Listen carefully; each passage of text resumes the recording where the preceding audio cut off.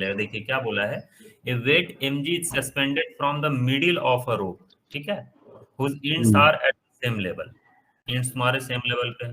The rope is no longer horizontal, ठीक है, horizontal अब नहीं है। ऐसे भी आप देखो, कोई रोप अगर आप लेते हो, सपोज करिए यही रोप लेते हो, ठीक है, अब इसके बीच में, एकदम बीच में कोई अगर मांस को अगर टांगते हो तो कुछ ना कुछ तो बेंड करेगा ना, क्या बोलते हो, ऐसे बेंड, कुछ ट्रायंगल जैसा। The minimum tension required to completely straighten the rope is, चलिए, तो जब इस वायर पे मांस को टांगा है और इस समय जब ये ऐसा ट्रायंगल टाइप का बना है, उस समय का कंडीशन पे पहले आते हैं, ठीक है। ये रोप जैसे ही मांस आप टांगे होगे ऐसा कुछ बन गया होगा, है ना, ऐसा बन गया होगा। ये नीचे इसका मास क्या है, m। चलिए, क्या क्या फोर्स लग रहा है इसमें जरा देखिए, एक बीड़ी बनाने का क्या क्या फोर्स लग रहा है जरा बताओ। सर ग्रेविटेशन फोर्स, ठीक है, सर दोनों स्ट्रिंग से टेंशन। टेंशन। अच्छा, जो टेंशन की वैल्यू लग रही है वो किस डायरेक्शन में लगेगी, what will be the direction of tension.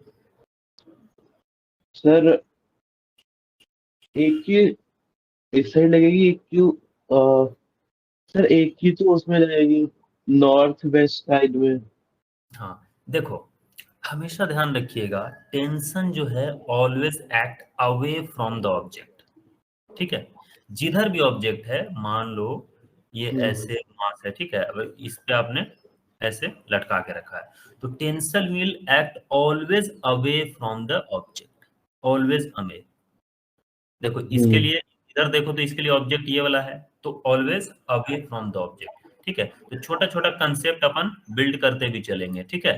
Tension क्या है, ऑलवेज एक्ट्स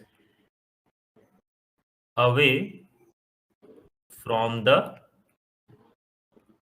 ऑब्जेक्ट। छोटी सी बात है बट काफी इंपॉर्टेंट है। तो आप देखो इस जगह पे टेंशन किधर है, इसको ऑब्जेक्ट मान लेते हैं, तो ये away from the object, away from the object लगेगा। Yes sir. चलिए एक सेकंड,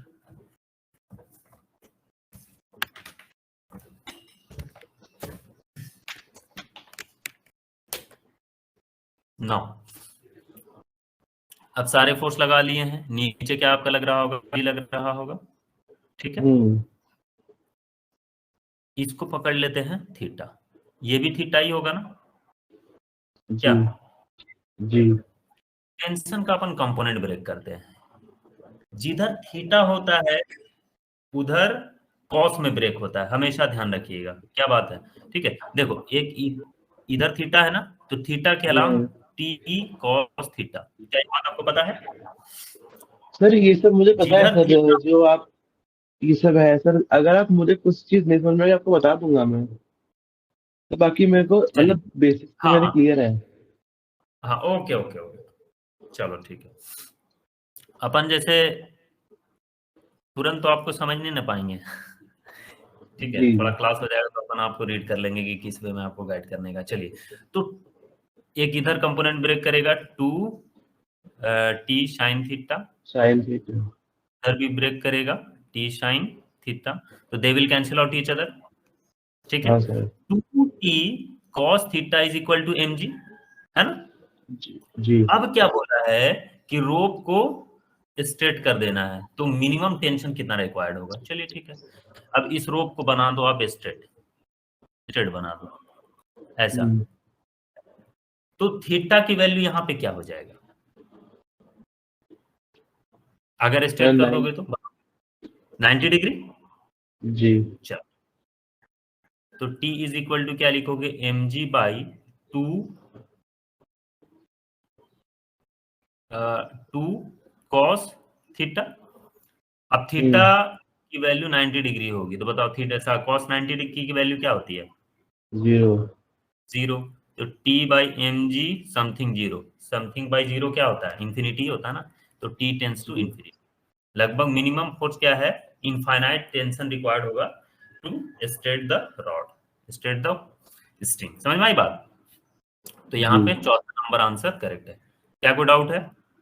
नहीं सर।